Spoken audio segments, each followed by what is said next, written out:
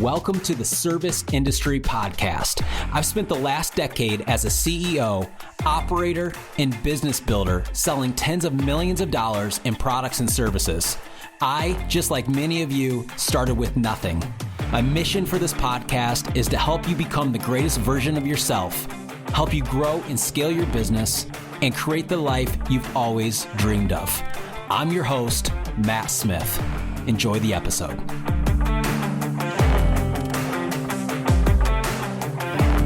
What is going on, everybody? Matt here from the Service Industry Podcast. Hope you are doing well. Got a good episode for you today. We're going to be talking to you guys about how you can increase your close rate and charge more money by doing one simple thing in your sales process. And I'm excited to dive into that today. But before we do, you guys know I own ServiceIndustryCoach.com. We are a print marketing agency helping home service businesses all across the country. So if you need direct mail, door hangers, business cards, yard signs, you name it, we do it, we can help. And we've been helping home service businesses scale to 7 figures for the last 6 years through print marketing. Also, if you'd like to do one-on-one coaching with me, you can pick up a call at the same link, ServiceIndustryCoach.com. A little new thing we have going on is my business partner and I started a SKOOL community. It's completely free. I'll put the link in the show notes if you guys want to join. Both of us we're documenting our journey of growing our roofing business so you guys can see it. We're showing you what does and doesn't work. And yeah, we're just building that. And so if you guys want to be a part of the SKOOL community, again, it doesn't cost anything to join. It's free. I'll put the link in the show notes below and you can come hang out with us there. So today we're talking about kind of the first part of our sales process in our roofing business and why we have such a high close rate and why we're able to charge more than many of our competitors and why we don't lose to price shoppers when we're doing sales and marketing to the correct customers. And I want to share it with you guys because it's been a massive reason why we've had so much success in our first 6 months of business. And I would love to see you guys implement it in your companies. And you don't need to own a roofing business. You can do window cleaning. You can install water softeners, be a plumber, electrician, doesn't matter. This will, if you get customers that call you and they need estimates, then you can do this. All right. And so first things first is you guys, this is one thing that I've learned over the years. And you got to understand, I've been in and out of the home service business world for over 12 years now. You'll hear a lot of guys preach, especially in lower ticket industries like window cleaning, power washing, lawn care. They preach quoting over the phone and selling over the phone. And although you can definitely do that, and there's guys that do, in my opinion and in my experience, in person is always better 100% of the time for a few reasons. You'll have a higher close rate. It allows you to actually provide value to the client. It allows you to actually walk them through a real sales process. These guys that own low ticket businesses that are just quoting over the phone, they have no sales process. They'll tell you they do. They don't though. You can walk the client through a real sales process and you'll be able to charge more. Okay. And not only that, but your average ticket will go way up. It'll be way higher. So guys are like, well, I can't afford to. It's like, well, of course not. Your average ticket sucks right now. But if you had a good sales process with good packages and you did it in person, it would change your business. So I got to start there. This has to be done in person. And if you don't do quotes in person, I would highly recommend doing it. So and this is going to be a short episode, but I gotta kind of reframe the way you guys think about sales, because this is what at minimum, probably 95% of contractors do. The phone rings, a homeowner needs your services. You say, yep, we'll come out, we'll give you an estimate. You go out, you do your inspection, whatever it is you do. And first off, in my experience, most of the people don't even sit down and walk the customer through a sales process. But let's just say you do sit down with them at the kitchen table to walk them through everything. Contractors walk into the house assuming they know what the client wants, okay? Assuming they know what's important to the client. So let's say I'm a roofing contractor. I show up to a house. I do my inspection. I'm now going to go sit at the kitchen table with them and go over everything. Most roofing contractors they care about the shingle. They want a really good shingle. They care about the warranty, right? right? We're going to sell them on these really fancy shank nails that never pop out, okay? Maybe customers care about that, certain ones, but certainly not most of them. And so what ends up happening is contractors go into a house and they start selling on things the customer doesn't care about. Most contractors, they sell features, okay? When customers are calling you to solve problems. All right, I'm going to say that again. Most contractors are selling features rather than solving problems, meaning they're selling, we have the best this, we have the best that, we do it the best way, blah, blah, blah, blah, blah, blah, blah. The customer does not care. The only thing they care about is the problem they have in the way they want it solved. And so how do you know that? Well, you can't guess. So what would that mean? Well, we have to do this thing in the very, very beginning when we sit down with them called discovery. And this is what everybody misses, because if you do discovery properly, the customer will literally tell you how to sell them. They'll tell you how they want to be sold. They will tell you everything you need to know to become the trusted contractor they want to work with. But the problem is most people don't do any discovery in their business. They don't ask discovery questions. And so they need to ask good questions in order to understand how the customer wants to be sold. What if the customer's actually moving in 3 months? Well, they probably don't care about what kind of shingle they get. They probably don't care about the warranty. They just want to get the best bare bones package so when a buyer comes in, they can say they have a new roof on the house. After that, they don't care, right? What if they've had a roof put on their house in a past house they lived in, and they had an atrocious experience? Don't you think you should know that? Don't you think you should know the details? What happened, Mrs. Homeowner? And then when they tell you all the bad things that company did, you just tailor your sales pitch around how you're good at all those things? That would probably be wise. But you'll never know those things if you don't go into discovery and ask good discovery questions. And it can be uncomfortable at first to ask these questions. Like a question you might ask is, so why now?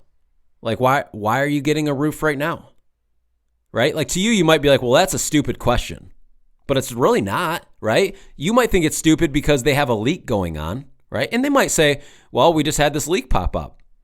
Or they might be like, well, here's the honest reason. And then they tell you something completely left field that allows you to sell them in a specific way.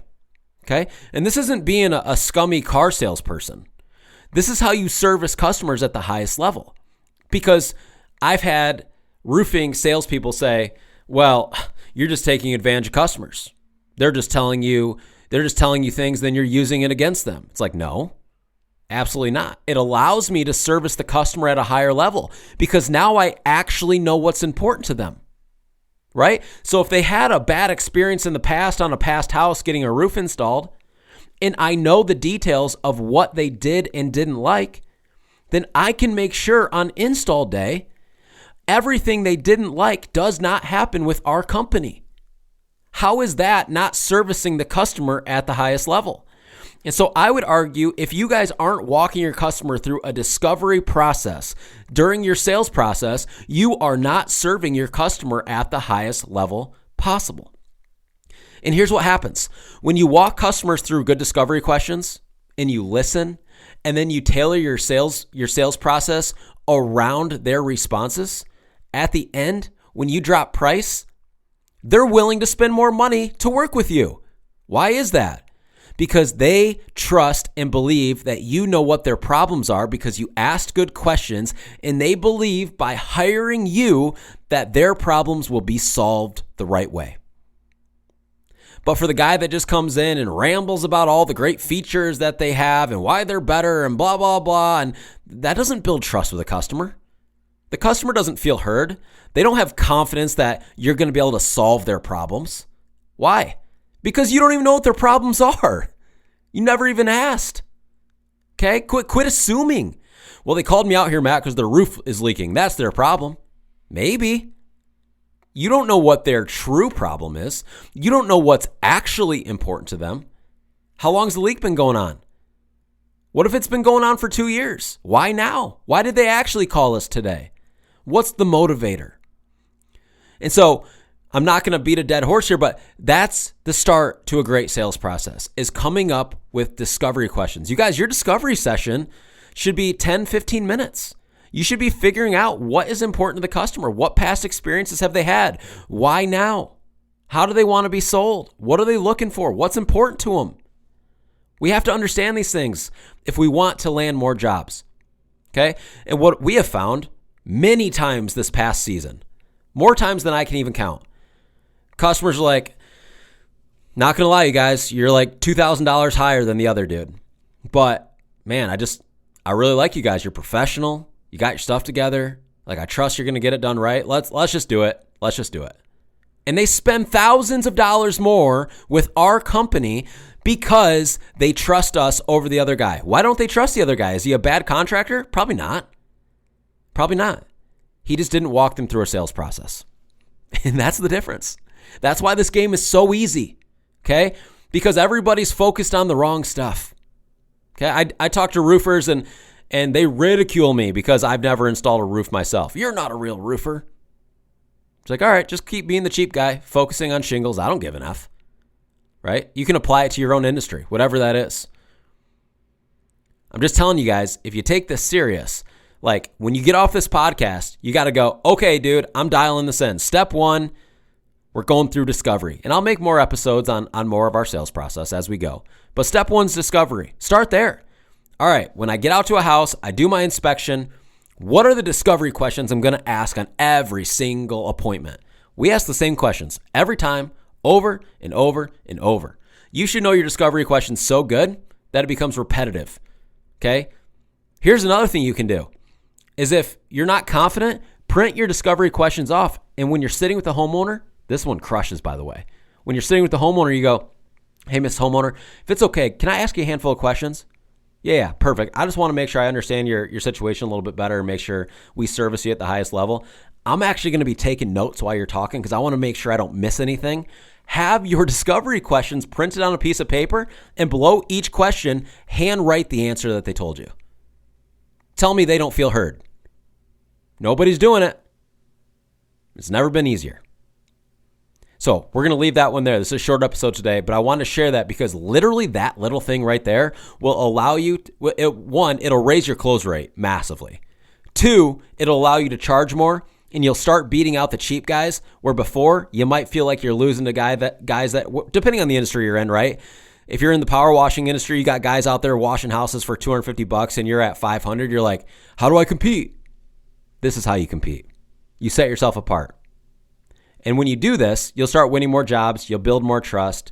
You'll attract the right customers, right? The customers who actually care about quality. I'll end with this. The reason customers are going with the cheap guy over you is because you don't feel different enough from the cheap guy. Okay, I know I've said that before. I'm going to say it one more time because this needs to smack you across the face. The reason customers are going with the cheap guy over you is because you do not feel different enough than the cheap guy.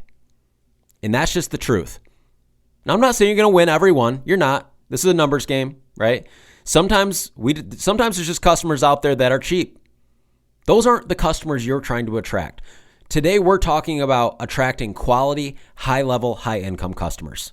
If those customers that have a bunch of money are going with the cheap guy, you just don't feel different enough in the customer's eyes. And by them choosing the competitor, they're telling you that without telling you that. Implement this and watch what happens. Commit to it for the next 60 days.